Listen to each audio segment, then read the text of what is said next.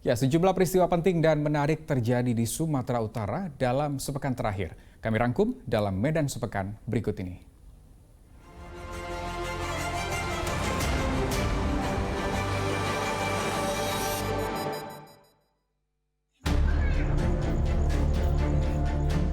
Kerusakan terparah terjadi di Komplek Perumahan Cemara Asri, Kelurahan Sibuluan, Nauli, Kecamatan Pandan, Kabupaten Tapanuli Tengah. 5 rumah di lokasi ini rata dengan tanah. Beruntung para penghuni rumah berhasil menyelamatkan diri sesaat sebelum longsor menerjang bangunan.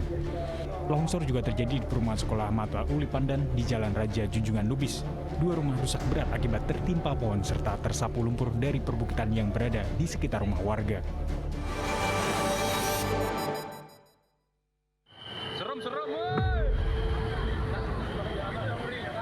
Video milik warga memperlihatkan saat banjir bandang menerjang wisata pemandian Sembahi di Kecamatan Sibulangit, Kabupaten Deli Serdang pada Minggu sore.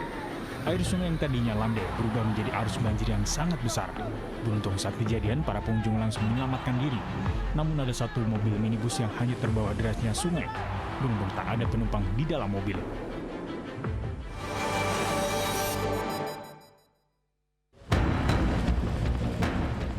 Ajun Komisaris Besar Polisi Ajarudin Hasibuan dikawal ketat Provos saat masuk ke gedung Propam Polda Sumatera Utara untuk menjalani sidang kode etik karena diduga telah membiarkan anaknya, Aditya Hasibuan, menganiaya mahasiswa bernama Ken Admiral. Sidang yang dipimpin Komisaris Besar Dudung berlangsung tertutup dengan menghadirkan sejumlah saksi, di antaranya Elvi Indri, ibu korban. Setelah lebih dari 5 jam menjalani sidang, AKBP Ajarudin langsung dijebloskan ke ruang penahanan Direktorat Tahti. Kapolda Sumut dalam keterangan pers bersama keluarga korban mengatakan AKBP Ajarudin Hasibuan dinyatakan sebagai pelanggar dan dijatuhi hukuman pemecatan dari Kesatuan Polri.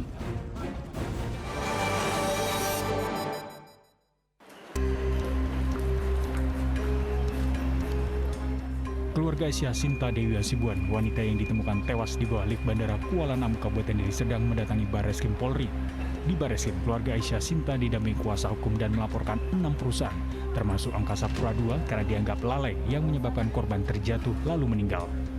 Sementara polisi telah mengambil keterangan sejumlah pihak Angkasa Pura maupun keamanan bandara, penyelenggara fasilitas, serta akan mengambil keterangan pengembang pabrik pemasang lift.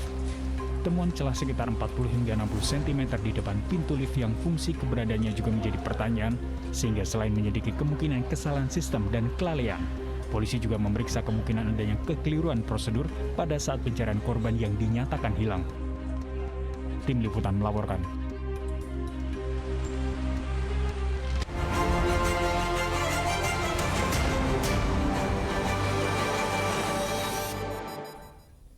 Ya, informasi berikutnya, siaran berita televisi termasuk siaran berita lokal kini tidak hanya bisa Anda simak di daerah masing-masing. Seluruh berita lokal Biro Daerah maupun SSI News yang tayang di SCTV dan Indosiar juga bisa Anda simak melalui kanal YouTube Liputan 6 SCTV kapan saja dan dari mana saja.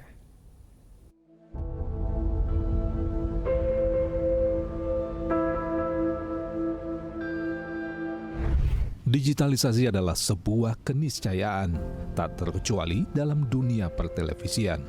Perkembangan teknologi internet membuat akses pemirsa televisi yang selama ini menonton tayangan berita hanya melalui siaran terestrial atau satelit, kini punya pilihan untuk menonton berita apapun, kapanpun, dan dari manapun melalui sambungan internet. Tak mau ketinggalan, stasiun Biro Daerah untuk 5 kota besar, yaitu Bandung, Semarang, Makassar, Palembang, dan Medan sudah bisa ditonton melalui kanal YouTube Liputan 6 SCTV sejak tanggal 16 Desember 2021 secara bertahap. Disusul dengan materi sistem stasiun jaringan SSJ Mandiri Padang pada tanggal 16 Maret 2022, kemudian SSJ Mandiri Bali, Papua, Lampung, dan Banten. Dan tahun ini, tepatnya mulai tanggal 3 Mei 2023, SSJ Mandiri Surabaya, Kalimantan Timur, dan Mataram juga sudah bisa ditonton melalui kanal YouTube Liputan 6 SCTV.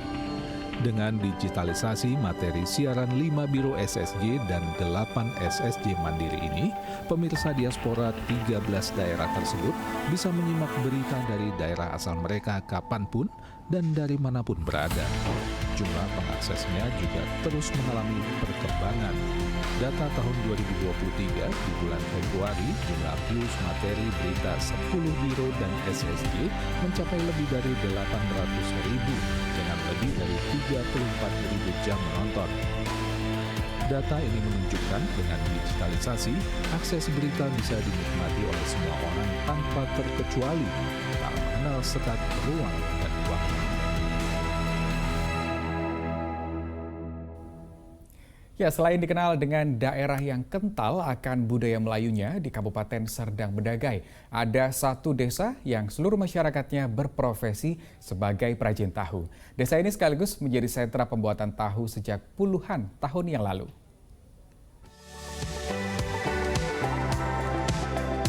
Sejak tahun 1970-an, warga yang hidup di desa Dolok Manampang, Kecamatan Dolok Masiu, Kabupaten Serdang Bedagai, mengadu nasib sebagai perajin tahu. Kegiatan ini menjadi pekerjaan utama warga untuk menghidupi keluarga tercinta. Mulanya perajin tahu hanya berjumlah 2 orang saja, namun seiring bertambahnya waktu, kini hampir seluruh kepala keluarga di desa ini berprofesi sebagai perajin tahu. Tak heran jika saat ini desa yang dihuni oleh 80 kepala keluarga dijadikan sebagai sentra pembuatan tahu. Bahkan sebagian orang menyebut wilayah ini sebagai kampung tahu. Dikatakan sebagai kampung tahu karena kebetulan memang warga kita sebagian besar di sini adalah pengrajin tahu. Dan mulai usaha tahu sejarahnya di tahun 70-an, orang tua terdahulu kita ada 2 pengrajin memang membuat tahu sejak tahun 70. Memang sampai saat ini pengrajin yang ada memang awalnya dari pekerja pendahulu kita. Mereka menimba ilmu di situ sambil bekerja mempelajari, barulah mereka membuka usaha sendiri. Terkait dengan kualitasnya, produk tahu kualitas premium haruslah melalui berbagai tahapan seperti perendaman, penggilingan, pemasakan, penyaringan, pengasaman, hingga pencetakan. Tahap ini tentunya memerlukan waktu dan keahlian khusus. Istimewanya, kalau di sini kan umumnya manual. Yang pertama kali intinya ya dari kadar air. Dia tidak tercemar oleh zat-zat yang lainnya, harus bersih. Itulah inti dari tahu di kampung ini yang mutunya yang terbaik ketimbang yang di kota besar, ya kan? Untuk mempertahankan profesi yang saat ini sudah menjadi tradisi, seluruh warga dan kepala desa terus memberikan edukasi kepada generasi penerus di desa tersebut dengan memberikan sedikit pelatihan dan keterampilan dalam memproduksi tahu. Ya gimana ya, karena zaman sekarang ini pun mencari pekerjaan pun agak sulit. Ya saya rasa kalau muda-mudi sih untuk menciptakan pekerjaan sendiri agar lebih ke depannya tidak bergantung kepada untuk mencari pekerjaan gitu sih. Itu aja menurut aku. Walau mayoritas masyarakat hidup sebagai perajin tahu, namun masyarakat setempat selalu akur dan hidup rukun bersama. Puluhan warga kerap duduk bersama menyantap tahu goreng khas desa Dolok Manampang. Ternyata kegiatan ini sudah biasa dilakukan dan menjadi tradisi masyarakat setempat setiap hari Selasa.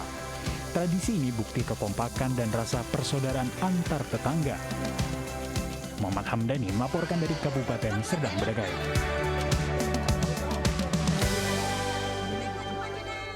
Ya, demikian berita Medan hari ini. Saya Rusdi Maulana pamit undur diri. Terima kasih atas perhatian dan kebersamaan Anda. Selamat beraktivitas dan sampai jumpa.